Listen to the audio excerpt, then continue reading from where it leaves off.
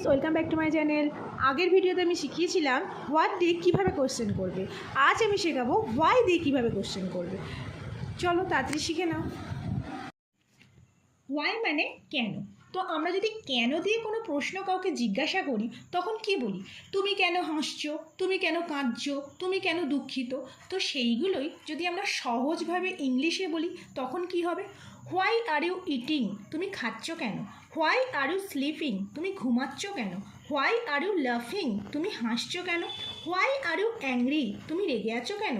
Why are you so happy today, আজকে কেন তুমি এত খুশি? হোয়াই আর ইউ স্যাড, তুমি আজকে দুঃখিত কেন? Why are you going to market, তুমি বাজার যাচ্ছ কেন?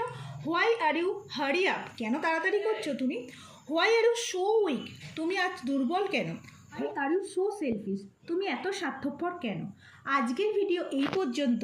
পরের ভিডিওতে হোয়ার দিয়ে কীভাবে প্রশ্ন করতে হয় সেটা শেখাবো। Bye bye.